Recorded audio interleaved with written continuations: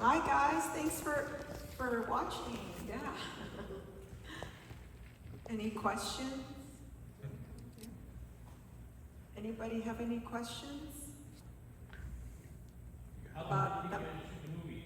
I'm sorry? How long did it take you to shoot? We shot, at first it was like 9 or 10 days, and then the pandemic hit. So we were like, oh no, because we were like, we knew we had to do some pickup shoots. So then it like shut down and we were freaking out, and we started to edit, right? And like, Yeah, we were editing. yeah, once we started to edit and we started to kind of put it together, we were like, okay, we were definitely gonna do some pickups, because it was his first time directing and my first feature as a producer. So we were learning so much and we're like freaking out, but at the same time we're like, well, it's meant to be, you know, like you just gotta go with the flow. And so we're like, let's just shoot with the masks on, but everybody was freaking out because like nobody knew enough about the virus and stuff. And 9 to 10 days is a very, very short shoot. Yeah. Yeah, the shortest usually, like they try to tell you 14 days is like really short, but 14 is barely anything. So yeah. like major studio films, I mean, could shoot from 30 to 60 days. I mean, Yeah, but we did like we did one pickup day where we did all those fights and stuff, that sequence, and then we did, like we edited that in, and then we did another pickup shoot. It was like 3 days, so in total I guess it would be like 14 days. So yeah, it ended up being like 14 in the end. yeah. Yeah, right here. What's your experience with filming it? The experience in filming it? For you? Oh, for me, oh my gosh, it was so much work because, you know, being the producer, you hire everybody, you're overseeing everybody's job, and then to be the lead actress as well. And I didn't really study a lot, honestly. Like, that's one thing that was really challenging because I knew the script really well from working on it. I did all the rewrites and stuff, but it was like, it was kind of crazy because we had some issues that, you know, like we didn't know we were gonna expect like this much snow in California, and like we got pounded, and that totally affected our shoot. And Yeah, us California people don't know how to handle snow. So yeah, and we were shooting in a house where it was very steep like hill, so it really slowed us down. nobody had chains. I mean, it was just, We were very, people very had tennis shoes on and were getting soaked. slipping down the hills, yeah. But honestly, like, I learned so much. I think, like, just keeping the stress level down. Like, I told myself, no matter what, I'm gonna stay calm, because if I freak out, like, I'm just not gonna keep it together. And so, honestly, I think that was the best thing, is that mentally I was ready for it, where I was like, you know, I'm in almost every scene, and then he was directing, and then I kind of sometimes would, when I wasn't in a scene, I'd go and like kind of keep an eye, you know, what was going on and stuff, but it was a lot. But I truly enjoyed it, honestly, and now I'm trying to get financing to direct my next film and stuff like that. So I'm really excited, because I wrote the one that I want to make, and then I have another one where I did the rewrites. So if you guys know any really wealthy people, shoot them my way. Yeah, anything? Did you guys know each other before you started it, or? We're married, so yeah. Yeah, 22 years. But I always knew he wanted to make movies, like not just as an actor. Since when he was a little kid, he used to make these little horror films, and they're all really entertaining. So when I was putting it together, I thought, well, you know, he's been in some big horror films and stuff like that. I'm like, it just makes sense, you know, like I didn't want to give that job, because it's such a big job, to someone like, I felt like if it stayed within the family, it would, you know, and it would be such a benefit for all of us. So I'm really happy that I hired my own husband for it, even though he didn't like me being his boss. Yeah, he still doesn't. Where you're shooting at, was it like where the bar and stuff, was it all the same place, or you guys go different spots, or? No, Actually, the bar was close to our house, which is the San Fernando Valley, and the cabin is about an hour from LA. And the bar, we just chose it because it was close to our house for the pickup For the days. pickups, And yeah. it fits, you know. And Yeah, it totally fits. Yeah, totally. Because when you have a star name like Rebecca, like, you know, if we would have told her to go all the way to the cabin area, that was like an hour and a half from LA. And, you know, then when these stars, they start like, you know, it gets difficult, and then their agents want you to pay more or this, or put them at a hotel. So that's kind of why we waited to shoot that. But just a little footnote, that role and those scenes, the writers never had that in there. So I created that. I wrote those scenes. Once we had done the rough cut, we always knew we wanted to put a name actor because, you know, we ran out of time when we were prepping the film. And so when we edited and we had like a rough, we're like, okay, I know what the film needs. And I thought originally we were gonna, well, I don't know if by now we can say who we were gonna cast, but one of the people that we considered was Tony Todd, because we worked with him before. Tony Todd is the Candyman. Yeah, the Candyman. Yeah. And so when I wrote it, I kind of wrote it like for a man at first, but it was like, I wrote it like in a day and all those scenes, and I was telling him, well, if he's not available, he wanted to do it, but he wasn't available. I said, wow, actually could work really well because, you know, Val can totally like relate with her and stuff like that. And so I think that's actually one of my favorite scenes. I think I would have done it differently. I wish I was so silent, but I don't know. I don't know what you guys thought about that scene, but now I'm like, oh, I should have like, maybe, I don't know, maybe, You weren't I didn't feel feeling like I needed to say anything there. Yeah, But I like it. Yeah, the bartender was awesome. she's Yeah, incredible. she's, for those of you who don't know her. Yeah, you like tell the transformation. Yeah. Rebecca De Mornay, the one that played the bartender, for those that don't know, she was in a lot of famous movies in the You have something on your lip. 80s. I'm sure they can't see it. You always have something. 80s and 90s. She was in Hand That Rocks the Cradle, a really Oh, okay. big film, and yeah. So, Risky business. Risky Business with Tom Cruise. But I've never said this in an audience, but if I would change something, you know, if I went back, I'm trying to think, what would you change if you would go back? Like, Well, there's a lot of things. But if there's one thing that you would change, what would it be? I would have gotten to the cabin faster. I felt like it's a little slow, the build up and then getting to the cabin, because that's when Chloe comes in, it starts to really Pick up. ramp up a little bit. I would Yeah, have gotten there faster. And I think like when we were showing it to distributors, that was like the one little note where, you know, the film was finished. We didn't want to like spend more money and stuff, but they were like, oh, you know, like there was maybe one or two that were like, oh, maybe the beginning could be a little tighter. And especially like when, you know, the husband brings me in the room and then he's like opening the curtains. Like, I mean, I think the pace worked well with like the grieving, so we could get away with it. But, you know, if it was a little tighter, like I totally agree with him. That's something that, you know, you always go, you know, but it was his first film, my first as a producer. So you learn so much, you know, and now like we're better writers and filmmakers. So it's just, you evolve, you know, but I guess for me, what I would change, gosh, that's hard because I like several things. Director. Yeah, no, I'm just kidding.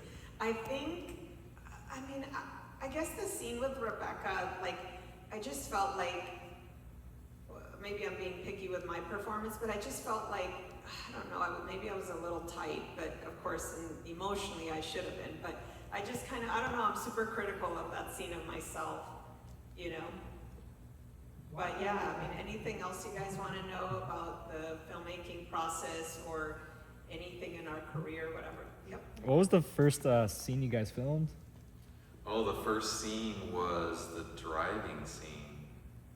When they're driving to the cabin and they're in the car looking at each other. That was the very first scene. I didn't even remember that. Yeah. But in terms of the cabin, which one was it? Was it the kids scene or was it the couch? No. The first scene at the cabin was you arriving in the car and walking up the steps. Yeah, it's Yeah, kind of nice. because we started outdoors first because of the light. So. That's true. Yeah. That's true. Gosh, I can't remember. Yeah. What was the last one you guys did?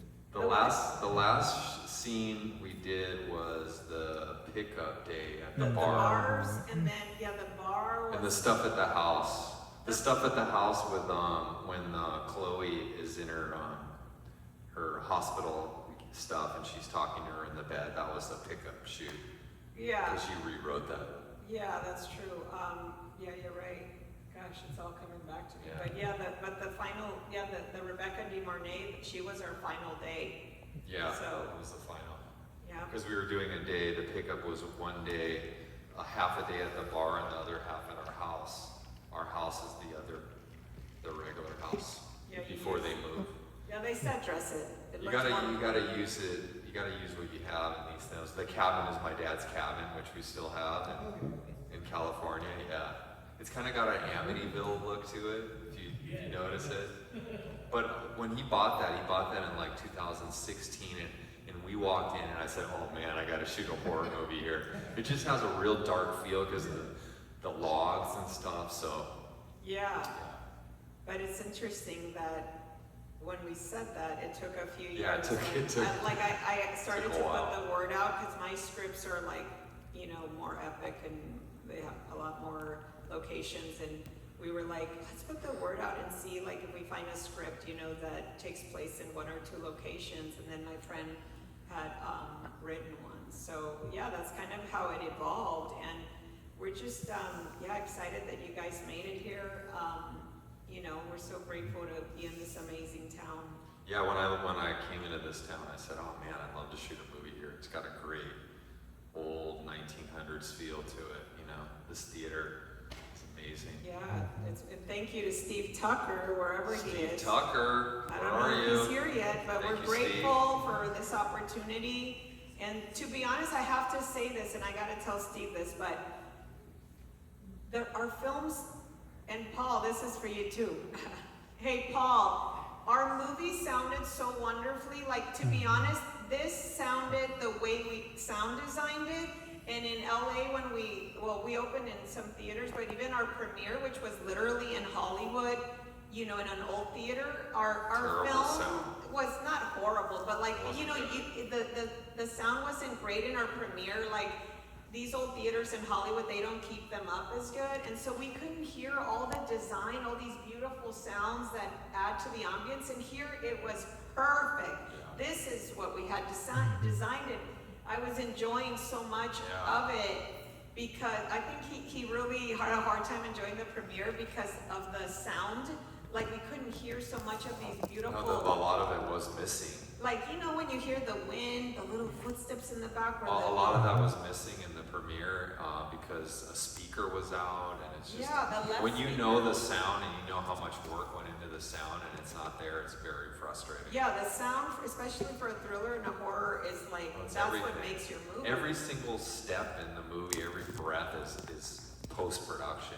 None of that stuff is caught on camera. So thanks, the Paul and Steve, for the sounded amazing. the designing of that when you're editing is like 15, 16, sometimes 20 different layers of sound throughout the film. It's crazy. Like, that's another learning thing that I didn't realize. Yeah, like when we edit a film, when we don't have all that sound design, all those little details, like you really don't enjoy the film. Like you that's the point where as filmmakers you struggle and you're like, oh my God, is this gonna be good? Yeah, when But you then- first start watching a film, when you cut it, you're like, it's not working, I don't know. And then once that sound design is in and music, it's just unbelievable how it takes it to the next level. Like, if you were to watch a film without sound design, all edited perfect, you would go, what is wrong? Like, just doesn't feel right. It's because of that sound design makes it. And props to, shout out to our amazing composer, Max DiCarlo. He's done all my projects. And then Ellis Burman, he did all the sound design. He's my buddy for a lot of years. So I'm really grateful for their work. Any other questions?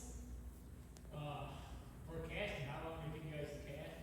Well, we really didn't cast this except for Rebecca because we just used all our friends. Like, You actually had a brother and sister, if I look at the name for you. Yeah. No, they weren't real brother and sister, but they're both people that we were in acting class. No, and he's friends. talking about the kids. Yeah, Oh, they were yeah. brothers Oh and yes, sisters. oh the kids. Okay, yeah. The kids, yeah, they're Yeah, that's my best friend from high school, and it was like we were like to get kids on a set in LA is a nightmare. Because you got to go through all these like rules and stuff, and we were like, and especially a scene like this where I'm grabbing them and like tossing them around like rag dolls, the girl. If you were to cast someone like that, you can get into some serious trouble. So we were like, what are we gonna do? Well, because you have to have like and then all these rules. like people. You gotta have watching a teacher on set, and it's just a Don't lot. post that video. 'Cause No. you'll give us up. No, it's fine. It's time has passed. And then she said, "Oh, what about Jack's kids?" And I was like, And they had never acted before. By the way, I directed that opening scene. Yeah, Pretty cool, right? yeah. Whooped your ass, that's pretty good. I know, right? Yeah, because he was in it, so I'm like, you know what, just enjoy it, and I'll direct it, and you could get the credit. No, I'm just kidding. But no, yeah, that was one of my favorite scenes actually of the movie. I just love that shot, like when the kids have beat up the dad and you pull back. But I always struggled with him on the whole bloodiness. I was like, if we make it that bloody, I'm like, we're gonna take out the teen audience. It's too bloody. But what we Kid audience. no. I meant, like when you distribute it, they scenes like that make them not put it out to like a young audience, like 12 or 13 is too young. So then our movie was categorized like 16 plus because of that first and last scene. Yeah. And probably the sensual scene. Which was sensual, it wasn't rated R. Anyway, but yeah, anything else you guys want to know? Because we're grateful you're here. Yes. What was it like watching yourself? Like the first time like watching it, what was it like? For You mean for me? Like the whole thing together, you mean? Like the first time you ever watched the film, like completely put together. What was it? Yeah, honestly, the premiere, my heart was racing. I was so nervous. That wasn't it. It was Ellis. Well, that's true. I'm sorry. Yeah, but the premiere felt like it was, super complete with an audience because the sound designer has a little like screening room, and we invited like 8 people just to test it. But I think that that still felt like a work in progress. But the premiere, my heart was racing. I couldn't relax because we had a big audience. And like a theater was almost this big, but we filled it up almost, and I was just like so nervous, but you're so proud of yourself, and you should be, right? No matter what you do, like I just felt so proud that all that work put together, everybody's help, that it was now being sent to the world, and you just like throw it out and release it, and you have no idea how it's gonna land, right? So I'm just so grateful, and it's distributed on Apple, Amazon. First it started, on those. And like Google, all the paying ones, and now it's on Tubi and all the AVOD, all the streamers, except I don't think it's on Netflix or Hulu yet that I know of. But we're excited. I can't wait to make mine. Anything It's else? cool what you guys accomplished with so little, like just friends and family and home and Appreciate it. all Yeah. stuff you had, really. That's pretty Yeah. Yeah. Thank no, you. Thank So you. yeah, you guys know some very wealthy people, that can invest anywhere like from 50 grand up to, millions. Please let me know because we're literally, I'm looking for investors, but yeah. Tate, did the makeup take long at all to do? Because I know we're used to seeing you like a mask or something. Yeah, the makeup, we found a really good young makeup artist because I have a lot of I've played a lot of characters you guys don't know in prosthetics and really amazing work in films and stuff. And I have a lot of friends that are Academy Award winning makeup artists, but trying to get them on this shoot, like they would have done me a favor, but it's just, they're always working, and I don't think they would have liked the snow conditions. So I found this young guy, and he didn't have much film experience. Now he does, but he did a great job. And Patrick Bradbury. Yeah, Patrick Bradbury. The makeup took like 3 hours, I'd say, when I was in that. Not the first part. The first part was just the gash, but then the prosthetic made me look more like kind of zombie-ish, but not really dead. Cheekbones and things like that. That was like 2.5, 3 hour. Yeah. Yes. Anything else? If you wanted to involve, what's the next movie you wanted to do? Your script? Well, I have one called Brothers and Enemies. It takes place in Iraq. It's a beautiful story about humanity, about two enemies, and it's a woman and a male, and basically they meet during the Iraq War, and they have a lot in common, and they kind of go through this journey of like life or death through the war, and they become super close, like brother and sister, and so it's a really powerful story, but for that one, like I probably need like, $5 to $10 million. If I want to do it correct, like, like epic. But then I have another one that's an action thriller that can be shot really anywhere from like, 500,000 and above. The thing that always raises up the price is the size of your star.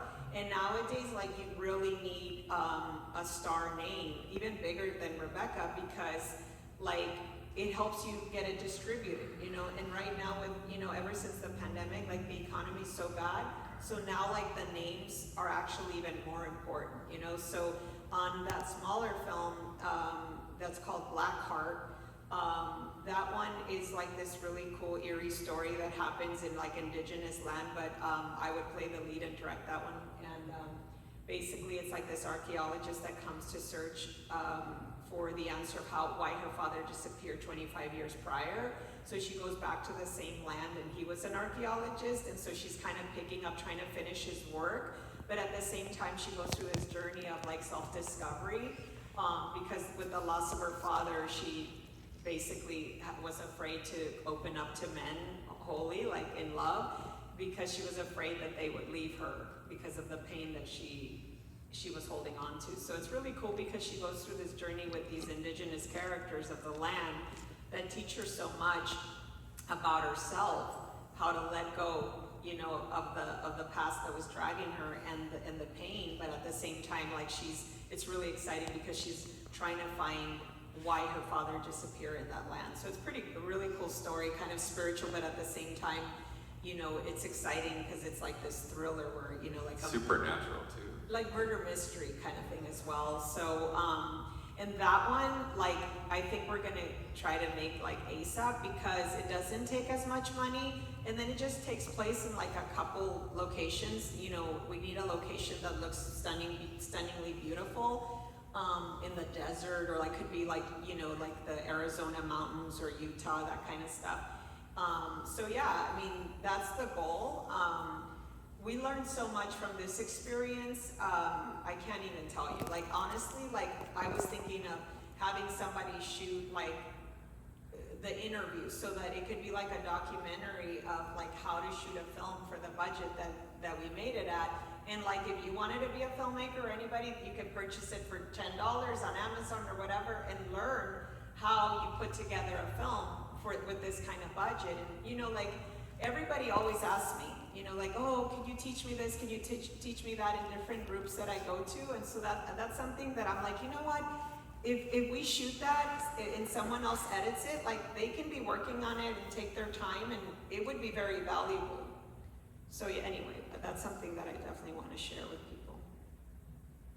Have you reached out to anybody yet about the Blackheart one? Like any people you have an idea you want in the movie or anything? You mean like actors? Yeah. No, not yet. We're in the works. Like I said, I'm trying to, find the financing, and there's a lot of like good money available in Canada because their government gives Canadians money. So I might collaborate with Canadians because they could bring in usually like 50% of the budget or 60. Yeah. So that's guaranteed. So I just need to find the other half kind of thing. So if you guys know anybody that have like 300,000 You said that thing. or more, I know I'm saying it again. Gotta remind them. If you do shoot in Canada, hopefully get some of the people that play on Shoresy and Larry King. Their characters are amazing. On what show? Larry King and Shoresy, they all have indigenous people on their show. Lara King? Larry King. It's a Canadian show. Oh, I didn't know that. Yeah, I can't hear the name of it, but you can tell me when I come up. Okay. Okay, wonderful. Yellowstone has some really good ones Yes. Well, thanks again, guys, and please tell your friends for them to come tomorrow. I'm so grateful you guys came, and I hope that you guys enjoyed it.